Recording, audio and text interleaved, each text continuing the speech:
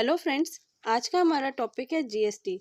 ये उन लोगों के लिए भी बेनिफिशियल है जो जीएसटी के बारे में जानना चाहते हैं, समझना चाहते हैं और एग्जाम पॉइंट ऑफ व्यू से तो इसमें सारे पॉइंट्स डिटेल में कवर किए गए हैं। अब हम देखेंगे आज जीएसटी मतलब क्या होता है, जीएसटी के टाइप्स क्या होते हैं, जीएसटी कैसे रिटर्न फाइल किया जाता है, जीएसटी काउंसिल क्या होती है, जीएसटी के पावर्स क्या होती है और ऑफेंसेस क्या है उसमें और पेनल्टीज क्या है। Let's begin. जीएसटी स्टार्ट करने के पहले हम टैक्स देखेंगे। टैक्स मतलब क्या? टैक्स मतलब एक सर्टेन अमाउंट आपको कंपलसरीली गवर्नमेंट को देनी ही पड़ती है, चाहे वो डायरेक्टली दो या इनडायरेक्टली। टैक्स दो टाइप में डिवाइडेड है, डायरेक्ट टैक्स और इनडायरेक्ट टैक्स। डायरेक्ट टैक्स में income tax, capital gain tax, security transaction tax, और इनडायरेक्ट टैक्स में sales tax, service tax, customs duty, octroi, excise duty और वैल्यू एडेड टैक्स। अब indirect tax को replace करके GST आया है। जो ये सारे टैक्सेस हमको अलग अलग जगह पे करना पड़ता था, वो सारे टैक्सेस मर्ज होके जीएसटी में हुए हैं। जीएसटी जीएसटी एक इनडायरेक्ट टैक्स है, कॉम्प्रिहेंसिव है, मल्टी स्टेज है, वैल्यू एडेड है और डेस्टिनेशन बेस्ड है। कॉम्प्रिहेंसिव मतलब सारे टैक्स जहाँ ख़त्म हो जाते हैं। अब देखते हैं कौन से टैक्स ख़त्म होते हैं यूनियन और स्टेट में। सेंट्रल एक्साइज ड्यूटी ख़त्म नहीं हुई है। जहाँ पे जीएसटी नहीं लगेगा वहाँ पे सेंट्रल एक्साइज ड्यूटी एप्लीकेबल होगी। सर्विस ड्यूटी ख़त्म हो गई है, कस्टम ड्यूटी ख़त्म हो गई, एसएडीसी ख़त्म हो गया है, एडिशनल एक्साइज ड्यूटी ख़त्म हो गई है और एसीडीसी ख़त्म हो गया। अब स्टेट में देखते हैं। वैट ख़त्म हो गया। वैट पूरी तरीके से नहीं ख़त्म हुआ है। वैट जीएसटी जहाँ लगेगा वहाँ वैट नहीं लगेगा।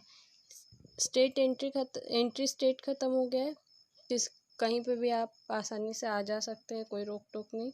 ऑक्ट्राई ख़त्म हो गया है। एंटरटेनमेंट टैक्स ख़त्म हो गया है। जो गैम्बलिंग टैक्स ख़त्म हो गया और सेंट्रल स्टेट टैक्स ख़त्म हो गया है।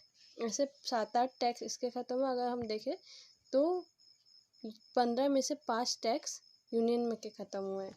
कॉम्प्रिहेंसिव टैक्स मतलब ऑल इंडिया में, मतलब ऑल ओवर इंडिया में हर जगह टैक्स एक ही रेट रहेगा। जीएसटी का मेन मोटो है सारे इनडायरेक्ट टैक्स को रिप्लेस करके बस एक टैक्स, वो है जीएसटी। जीएसटी कब इंट्रोड्यूस हुआ है? 29 मार्च 2017, बट ये इम्प्लीमेंट में कब आया? 1 जुलाई 2017। जीएसटी के 4 टाइप्स है: CGST, second SGST, third IGST and fourth UTGST. CGST means central goods and services tax. इसमें वो सारे टैक्सेस आते हैं जो सेंट्रल गवर्नमेंट ने इनडायरेक्ट टैक्स पहले भी एप्लीकेबल किए थे, जैसे कि excise duty, service tax, ADE और बहुत सारे। ये इंट्रा स्टेट मूवमेंट है, means with in one state. CGST सारे स्टेट्स में एप्लीकेबल है, सिर्फ जम्मू और कश्मीर को छोड़ के। SGST means state goods service tax.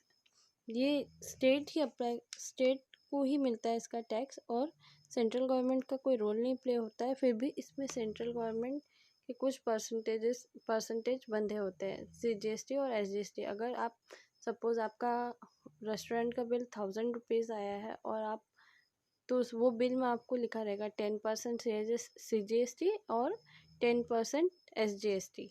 Central government को जाएगा 10% और स्टेट गवर्नमेंट को जाएगा 10%। IGST means integrated goods and service tax. ये inter state supply of goods and services है। जब ट्रांजैक्शन एक स्टेट से दूसरे स्टेट में होता है, मीन्स गुड्स, तो फॉर एग्जांपल अगर गुजरात से महाराष्ट्र आ रहा है तब आईजीएसटी लगेगा।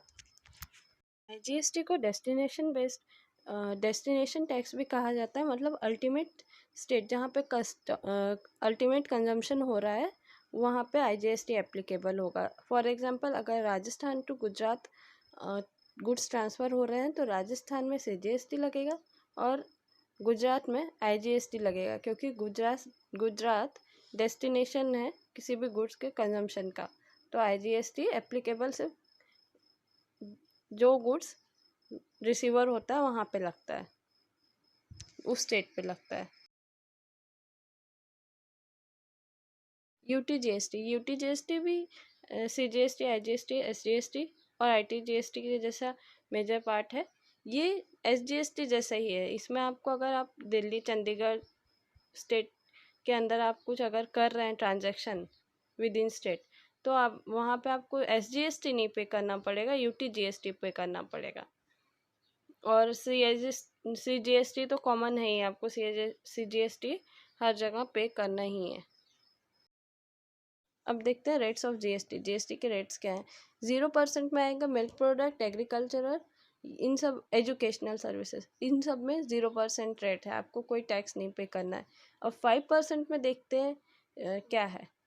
Basic amenities covered such as sugar, oil, spices, coffee, जो आपकी रोज़मर्रा की ज़िंदगी में लगने वाली चीज़ें हैं वो 5% में आएंगी।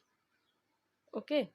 अब 12% में देखते हैं। 12% में आता है ज्वेलरी, मशीन, अम्ब्रेला, मतलब जो कम लगती है, frozen meet, real fruit juice type का कुछ, अगर बटर, चीज़, घी, जो मतलब नॉर्मल इंसान से थोड़ा सा ऊपर उठ के, आप अगर जैसे जैसे आपकी ज़रूरत की चीज़ें बढ़ेंगी वैसे वैसे टैक्स रेट बढ़ेंगे। अब देखते हैं जीएसटी स्लैब 10%, 18% में क्या आता है। उसमें आता है hair oil, safety glass, pasta, pastries, ice cream, mineral, ये सारी मिनरल वाटर, हेयर शैम्पू, ये सारी चीज़ें हमारी डेली नीड्स में नहीं है। इन सारी चीज़ों से वहाँ पेट नहीं भरेगा। टेलीविज़न स्क्रीन, ये सब, तो इस पर गवर्नमेंट क्या करती है, 18% टैक्स लगा देती है, जो रेगुलर बेसिस पे नहीं खरीदे जाते हैं। ठीक है, उस पर 18% लग जाता है। जैसे जैसे मैंने पहले कहा कि धीरे धीरे जैसे हमारी चीज़ें नीड्स बढ़ेंगी वैसे वैसे टैक्स हमको ज़्यादा पे करना होगा। बेसिक चीज़ों पे एकदम कम टैक्स है। अब देख लेते हैं जीएसटी स्लैब 28 के अंडर में क्या क्या आता है। Cigarettes, durable consumer products, high end motorcycle, paan masala, weighing machine, cement और are covered in under slab 28। अब देखते हैं who is liable to register GST. पहले तो देखना है जिसकी इनकम 9 लाख से ज़्यादा हो वो जीएसटी वो लायबल हो जाता है जीएसटी रजिस्टर करने के लिए। या फिर कोई डीलर हो, सप्लायर हो या ट्रेडर हो या कोई सर्विस प्रोवाइडर हो, राइटर हो, कंटेंट राइटर या एसईओ हो, एसेट्रा, कोई भी हो। या फिर प्राइवेट लिमिटेड फर्म हो, इंडिविजुअल फर्म हो, कोई फर्म हो, पार्टनरशिप फर्म हो, या कोई बिजनेस हो या फिर कोई ट्रस्ट हो, तो वो सारे लोग लायबल हो जाते हैं जीएसटी रजिस्टर करने के लिए। स्टेप्स देखते हैं जीएसटी में रजिस्टर होने के लिए। Firstly applicant must have the limit so that they can register. They need to upload scan copy of document. जो भी डॉक्यूमेंट लगेगा वो जीएसटी पोर्टल पे आपको अपलोड करना है। सेकेंडली आपको रजिस्टर्ड मोबाइल नंबर अपलोड करना है, ईमेल एड्रेस अपलोड करना है, जिससे वो कंफर्मेशन आपको मेल या मैसेज में सेंड कर सके।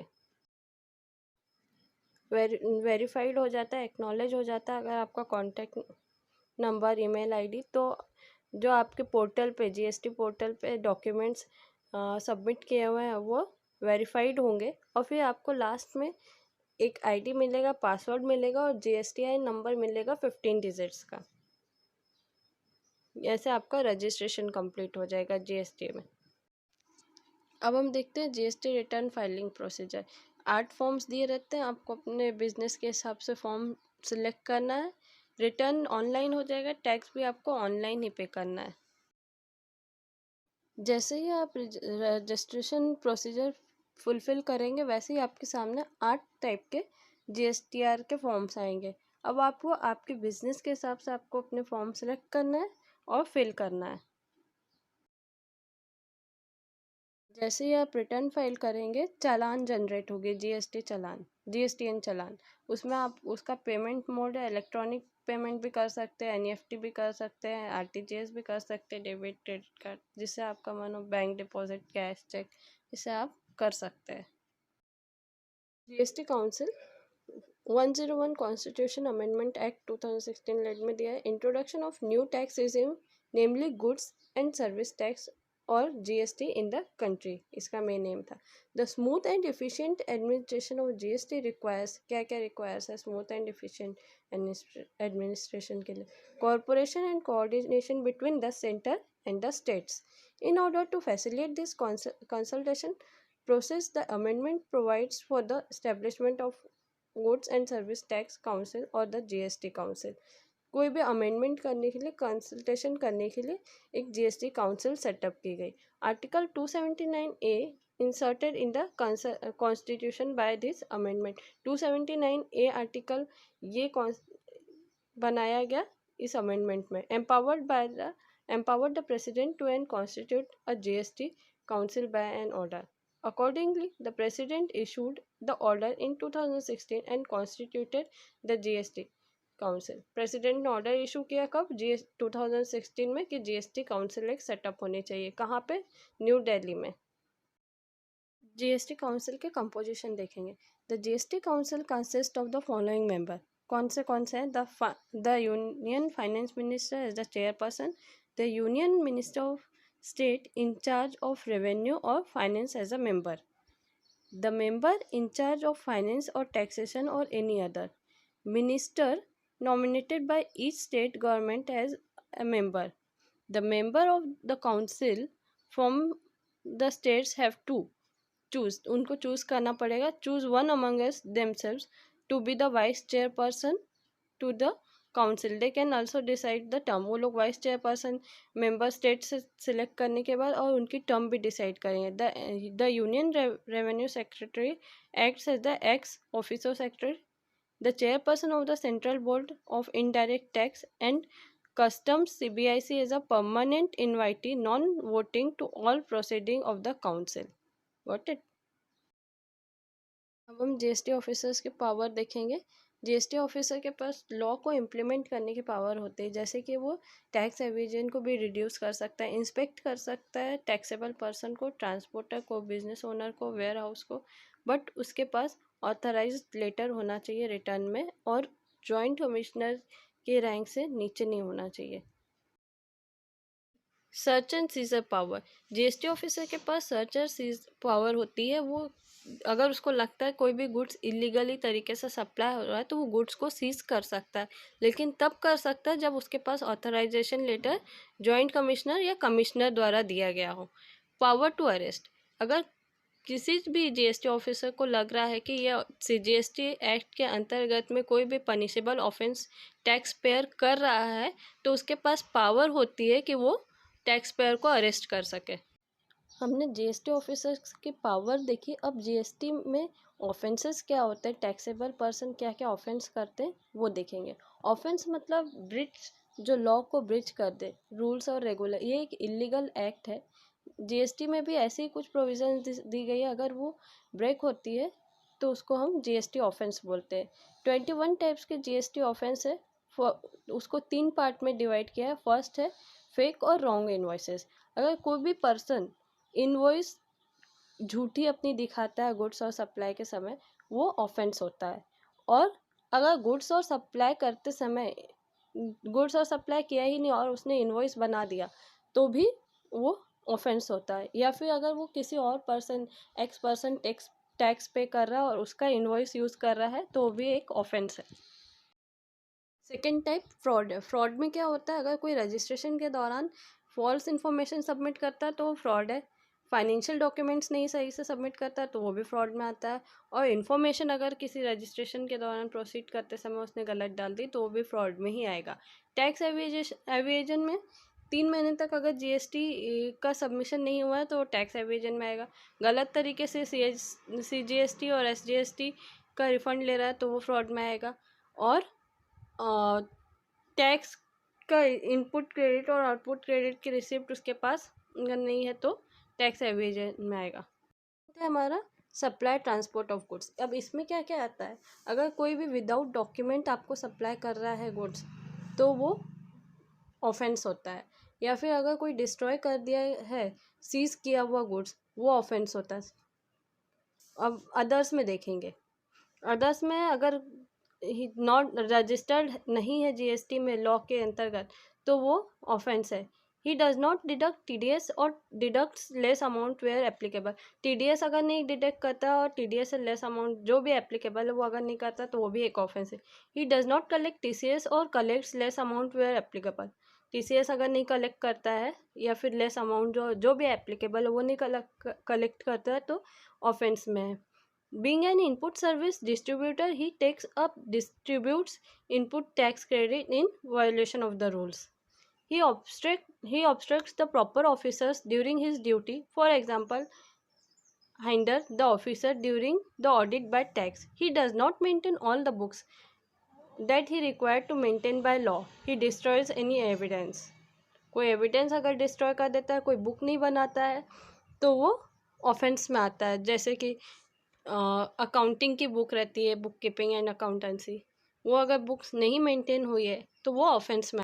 हमने ऑफेंस देखा था, ऑफेंस मतलब गुनाह करना। तो गुनाह किया है तो उसकी पेनल्टी तो देनी पड़ेगी। जीएसटी में भी कुछ पेनल्टी है।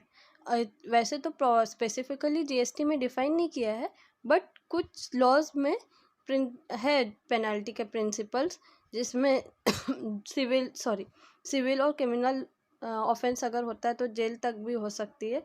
ये जीएसटी भी एप्लीकेबल करता है। In case of fraud, offender को जितना भी उसने फ्रॉड किया है, डिडक्ट किया है टैक्स को, उसका 100% देना पड़ता है या तो 10,000 देना पड़ता है। और पेनल्टी फॉर अदर केसेस में क्या होता है, शॉर्ट पेमेंट जितना भी उसने टैक्स पे किया है या नहीं पे किया है तो उसमें उसको 10% देना पड़ेगा या 10,000 देना पड़ेगा, विच एवर इज़ हायर। ठीक है। जनरल पेनल्टी में क्या होता है, कोई भी ऑफेंस अगर जीएसटी के अंदर में आता है और वो मेंशन नहीं किया गया है तो भी पेनल्टी लगती है, एक्सटेंडिंग ₹25,000 तक या 25,000 से ज़्यादा। ये जनरल पेनल्टी में आता है। Thank you for watching this video. आपको जीएसटी से रिलेटेड कोई भी क्यूरी हो तो कमेंट सेक्शन पे कमेंट करें। लाइक, सब्सक्राइब और शेयर करना ना भूलें। Thank you.